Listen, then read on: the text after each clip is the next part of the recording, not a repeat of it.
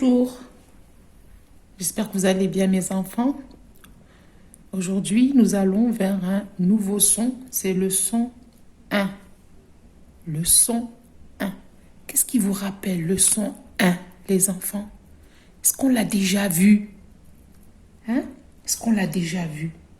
Rappelez-vous. Oui, on l'a déjà vu. On l'a vu où? On l'a vu à quelle page? On l'a vu à la page 76. On a vu le son 1 dans la page 76. Donc, le 1 qu'on a vu à la page 76, c'était celui-là, mes enfants. Rappelez-vous, le IN. On avait dit que le IN nous donnait le son 1.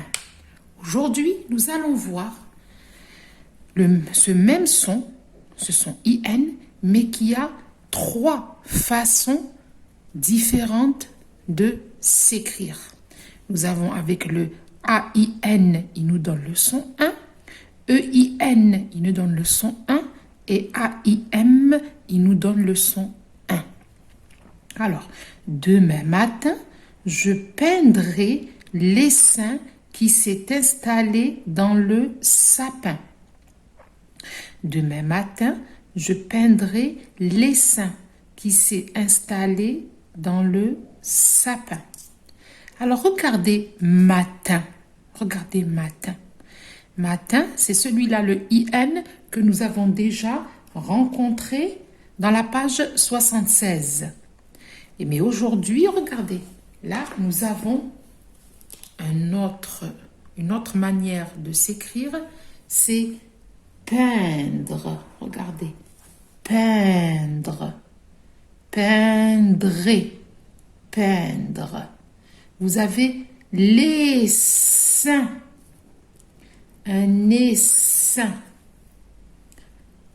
un essaim, l'essaim. Regardez, il s'écrit avec AIM. Et qu'est-ce qu'on avait dit? Pour le N et le M, on avait dit devant le N, P et B, le jour qu'on a fait le N, le 1, le IN, on a dit que les mots se prononçaient IN et pas IM. D'accord? Qu'il s'écrivait en IM, mais qu'on le prononçait IN. Rappelez-vous, dans la leçon de IN, dans le son IN. Donc, ici, on a l'essaim, un essaim d'abeille. Vous savez ce que c'est un essaim d'abeille? Un essaim d'abeille, on dit le nid des oiseaux, et l'essaim d'abeille, c'est comme un nid, mais c'est pas vraiment un nid. Les abeilles le fabriquent d'une autre manière. Allez sur l'internet, vous allez voir ce que c'est un essaim. Alors, qui s'est installé dans le sapin.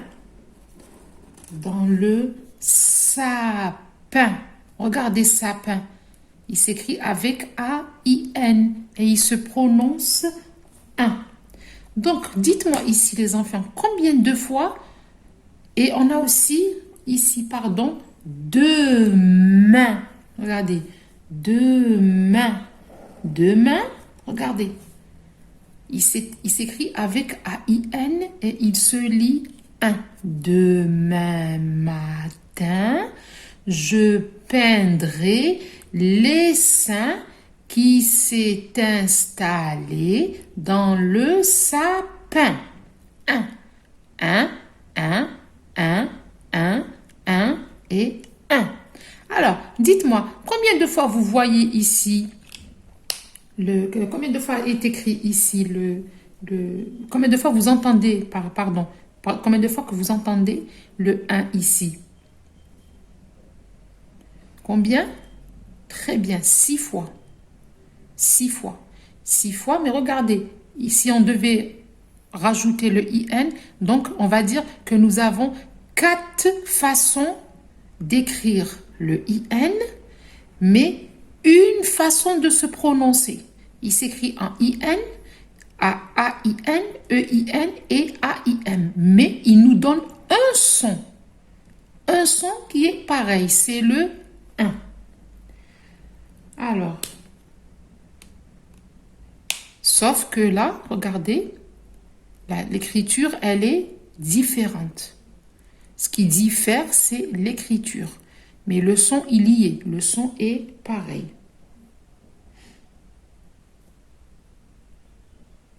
Alors, il y a des petites exceptions où vous allez trouver, par exemple, des mots qui finissent avec IN, mais quand on leur ajoute le E, ils changent. Ils changent de prononciation. Mais ça, c'est des petites, c'est des petites exceptions. Ce sont des mots qui viennent comme ça, comme par exemple, on va dire un grain, un grain, un grain de blé, par exemple, un grain. Alors, si je dois lui rajouter le E, comment on dira? On dira une graine. Une graine. Donc, grain, nous avons notre son.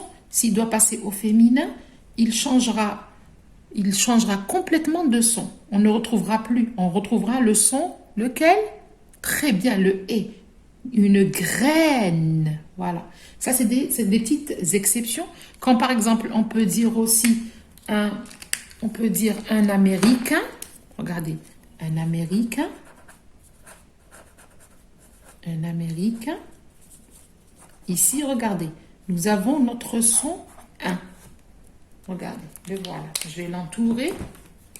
Voilà, grain et américain.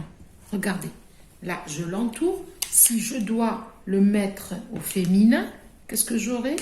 J'aurai une américaine. Très bien.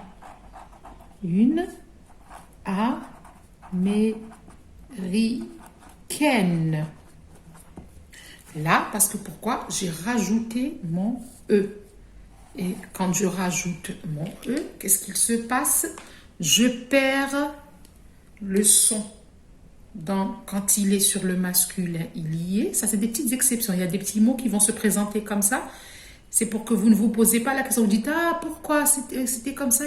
C'est pour vous dire qu'il y a des petits mots, que c'est des exceptions, que quand il est au masculin, on le lit 1, et quand il passe au féminin et qu'on doit rajouter le E, on perd notre son. D'accord, mes enfants? Alors, là maintenant, nous allons passer au livre. Prenez vos livres, mes enfants, à la page 100. Je vais vous dire. À la page 108. À la page 108. Nous allons voir quelles sont les différentes écritures du son 1. D'accord? Alors, nous avons le nain. Un nain, c'est une petite personne. C'est comme les nains de Blanche-Neige. La peinture, entendez, peinture.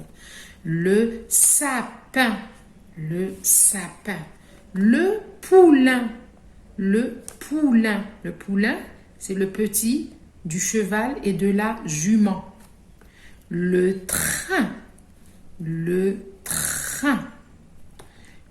sous-marin, regardez sous-marin, IN, regardez, on le retrouve notre IN dans le sapin et sous-marin. Le daim, le voilà, c'est une espèce, une espèce de mammifère.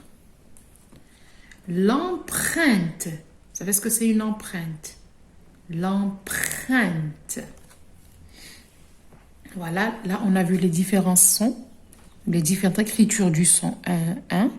Vous avez AIN comme nain, peinture comme EIN, sapin, vous avez un IN, poulain, AIN, train, AIN, marin, daim et empreinte. Regardez-les très bien mes enfants parce que à la fin, nous allons passer à une dictée. Je vous avais dit la dernière fois que nous allons faire une dictée, mais cette fois-ci, elle n'est pas muette, mes enfants. D'accord? Alors, regarde, observez-les bien. Observez-les bien. Je vais prendre 3 ou 4 mots. Je vais vous les faire dicter. Dans prochaine séance, on passera à la correction. Donc, regardez-les bien. Là, maintenant, nous allons lire nos syllabes. Il faudrait que je plie le livre parce que je n'ai pas main libre. Voilà. Nous allons lire nos syllabes. Allez, le doigt sur le mot. Ou bien vous prenez un stylo comme moi et vous me suivez. Main, pain, rein, quin, vin, gain, nain, fin, rein et lin. Je répète. Main, pain, rein, quin, vin, gain, nain, fin, rein et lin. Crin, pli, paix, sang, teint, gron, pain, froid, rein et fin. Main, pain, rein, quin, vin, gain, nain, fin, rein et lin. Crin, pli, paix, sang, teint, gron, pain, froid, rein et fin. On va lire les mots. Le bain, un bain. Le refrain, ça veut dire, ça peut être le refrain d'une chanson. On l'écoute et on revient en arrière pour la réécouter, mais en douceur. Une peinture. La fin. Ici, la fin, c'est pas la fin du film. Ici, la fin, c'est avoir faim. C'est un petit creux dans le ventre pour vous dire SOS, j'ai faim. Une plainte. Ça, c'est aller déposer une plainte. Prochain. Humain. Demain. Plein. Craindre et peindre. Lis les phrases. Sylvain donne du pain à celle qui a faim. Le peintre est arrivé en train le lendemain. Alors, Sylvain donne du pain à celle qui a faim. Le peintre est arrivé en train demain. Alors, aujourd'hui, notre mot outil, c'est celle. Celle, regardez, il définit une chose ou une personne. On peut dire, par exemple, comme il a dit ici, il a dit que Sylvain, il va donner le pain à celle qui a faim. La celle, elle est relative à une personne féminin. Ça veut dire qu'il va donner du pain à une fille. Il ne va pas donner du pain à un garçon. Donc celle, il dit à qui il va donner ce pain. D'accord? Donc là, on va s'arrêter ici. Vous allez me refaire. Là, regardez, vous avez la main, le peintre et la fin. Donc, vous allez refaire ce qu'on vient juste de faire là aujourd'hui. Et on va laisser l'histoire de Taouki dans la prochaine séance, Inch'Allah. Bisous mes enfants.